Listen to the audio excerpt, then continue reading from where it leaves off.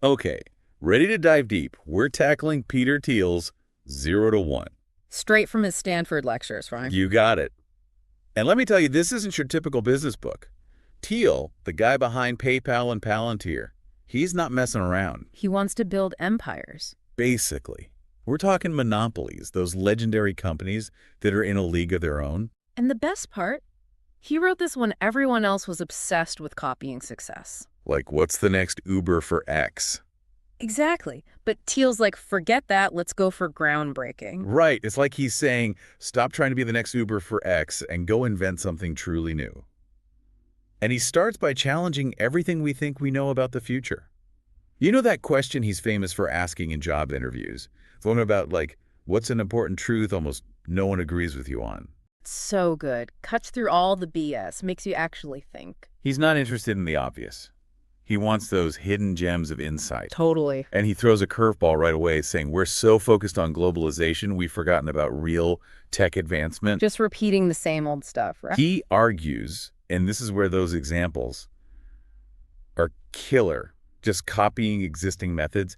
It's a recipe for disaster. Yeah, he uses some stark examples too. Circus right, like China's pollution doubling. Yeah. Or India consuming at crazy levels that just aren't sustainable. Spreading the same old ways of doing things isn't progress. It's like, wake up, people. This isn't some utopia we're building. It's a little scary when you think about it. It is.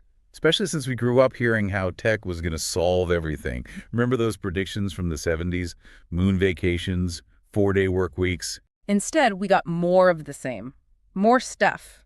More problems. It's like we're stuck. More tech than ever, but not the groundbreaking progress we were promised. And that's the paradox. Thiel highlights we have more technology than ever, but we haven't seen the kind of groundbreaking progress we were promised. Exactly. This stagnation paradox. Yeah. You could feel it, right? This sense of, is this really all there is? Yeah, it's like this weird sense of disillusionment. But Thiel doesn't leave us hanging. He's basically saying we can do better, but not by playing it safe, not by following the crowd. And that leads him to a pretty radical statement. Competition is overrated. Yeah, when I first read that, I thought, did I miss something? I mean, competition is everywhere. We're practically raised on it. It's how we measure ourselves, right? From school to work, it never ends. We're taught to believe that success is a zero-sum game. But Thiel argues that this mindset is the opposite of what true capitalism needs. Capitalism thrives on, well, capital accumulation. So explain it a little more. Help us wrap our heads around this whole competition is bad thing. Okay, so imagine a perfectly competitive market. Everyone's offering basically the same thing. So profits are constantly shrinking. Exactly. You're so busy just trying to survive that you have zero time or resources to innovate, to build something truly remarkable. It's like you're on a hamster wheel, running and running, but getting nowhere. Exactly. And to illustrate this, Thiel uses a brilliant analogy. He compares the Google-Microsoft rivalry to a Shakespearean tragedy. He calls it Gates and Schmidt. Right. And it's so fitting. They were so busy going head-to-head, battling for dominance. That they completely missed the rise of Apple. Boom. Blindsided. They were so focused on each other, they missed the real opportunity. Which is something I think we can all relate to, on some level, right? Yeah. Getting so caught up in comparing ourselves to others, competing for things that maybe don't even matter that much in the grand scheme of things. We forget to focus on what makes us truly unique and valuable. Okay, so if cutthroat competition isn't the answer, what is? Because Thiel isn't advocating for mediocrity here. Definitely not. He's advocating for something far more ambitious, something most people find unsettling at first. Let me guess. Monopolies. You got it. Monopolies. It does sound kind of scary when you first hear it. I know, right? But he's not talking about those evil, crush your enemies kind of monopolies. So not evil villains in a boardroom kind of monopoly. Exactly. Thiel argues that the right kind of monopolies, the ones built on real innovation and delivering exceptional value, they're actually engines of progress. I could already hear some listeners saying, hold on, how can monopolies be good? Think about it. Monopolies, they're not just hoarding cash, right? They've got the resources and the incentive to invest in long-term research and development. They're playing the long game. not just worried about next quarter's profits. Exactly. Look at historical examples. IBM, Microsoft, AT&T back in the day, they poured profits back into R&D, led to some of the biggest breakthroughs we've seen. It's counterintuitive, but it makes sense. When you're not constantly looking over your shoulder at the competition, you can actually think about the future, about making a real impact. And that's what Thiel's urging everyone to do. Think big, aim for what seems impossible. Okay, so how do we actually build these legendary Thiel-approved monopolies? Does he have a secret formula hidden somewhere in this book? He lays out a framework.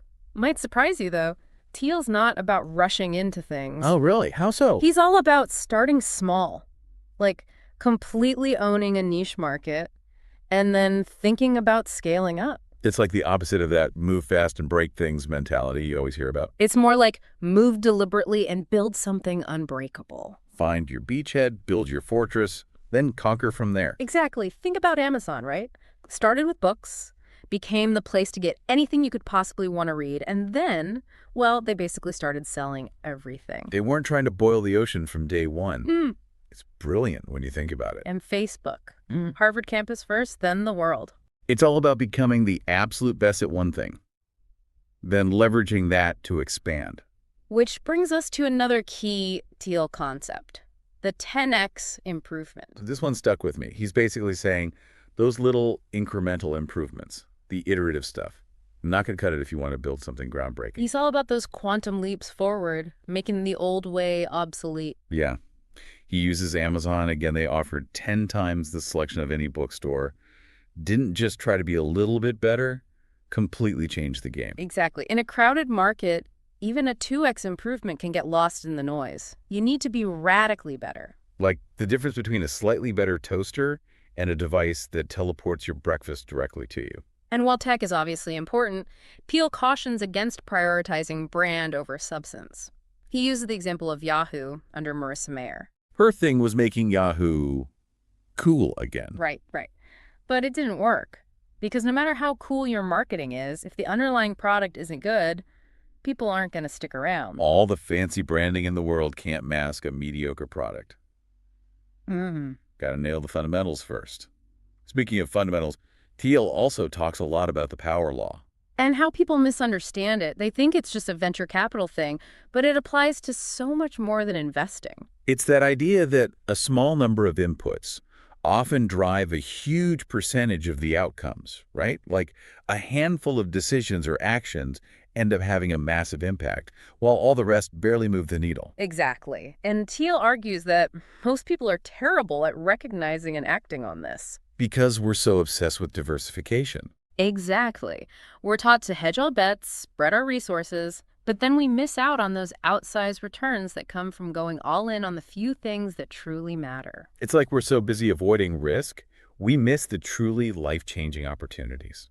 Think about your own life. How often do you look back and realize a handful of key decisions, maybe just one or two, had a far bigger impact than anything else you did? Those sliding doors moments. One choice and your entire life goes in a totally different direction. And that leads us to Thiel's emphasis on finding secrets, those hidden truths that very few people agree with you on, the things that go against conventional wisdom.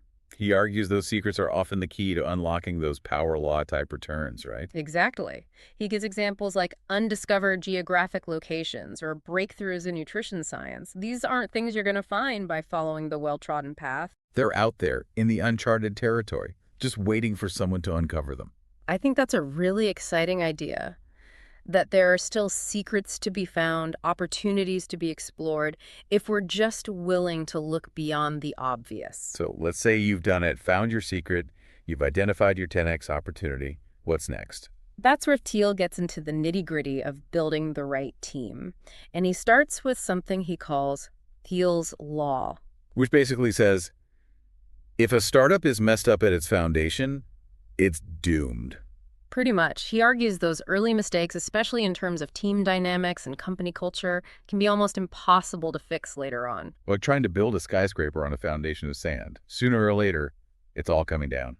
And that's why he puts so much emphasis on that founding team, how well they work together, their shared history, their alignment on the long-term vision. He talks about the PayPal mafia, right? Yes. And it's a perfect example. It wasn't just about hiring smart people. It was about this group that had shared values. They deeply understood each other's strengths and weaknesses, and they had that unwavering commitment to their shared vision. You hear so much about company culture, but Thiel really breaks down why it's so critical, Hmm. especially in those early stages. Just every. And then he goes on to challenge some conventional wisdom about compensation, particularly for CEOs. Oh, yeah, this is where it gets really interesting. This was surprising to me. He argues that the lower the CEO's salary, the better the company tends to perform. Right. Sounds counterintuitive, but Thiel's point is a big, fat CEO paycheck. It can create this sense of entitlement at the top. Which can trickle down throughout the whole organization. Exactly. It's like setting the tone from day one that this is about getting rich, not building something great. Not about the mission. He uses the example of Aaron Levy, the CEO of Box, lived in a one-bedroom apartment for years while building his company, sending a very clear message. We're all in this together, and we're playing the long game. It's about building a company where everyone is truly invested, not just in their next paycheck, but in the mission. And Thiel argues that equity compensation, while not perfect, can be a really powerful tool for that, for creating that sense of ownership, of alignment. Giving everyone a stake in the company's success, not just the execs at the top. So you've got your team, you're laser focused on your 10X idea, you're ready to take on the world. But how do you get people to actually care? Because that whole build it and they will come thing, Yeah, that's not exactly a winning strategy. not in the real world. Thiel would say that's a one-way ticket to failure. He rips that idea apart in the book. He does. Oh, yeah. He even calls distribution basically how you sell your product, how you get it out there. He calls it the hidden secret of the business world. It's true, though. Everyone gets so excited about building the next cool thing, they forget that selling it is kind of important. It's everything. And Thiel argues that Silicon Valley is particularly bad about this. They're all about the tech, not the messy business of actually getting it into people's hands. You know, it makes me think of that part in The Hitchhiker's Guide to the Galaxy, where they're building Earth and they trick all the salespeople into leaving on this spaceship, never to be seen again. I love that analogy. It's funny, but it makes a really important point. We undervalue sales and distribution. We really do. But as Thiel says, there's a reason millions of people work in sales. It's hard. It takes a unique skill set. Not everyone can be Elon Musk launching a car into space for publicity. Exactly. Yeah. And what's interesting is how Thiel emphasizes that there's no one right way to do distribution. The right strategy depends on your product, your market.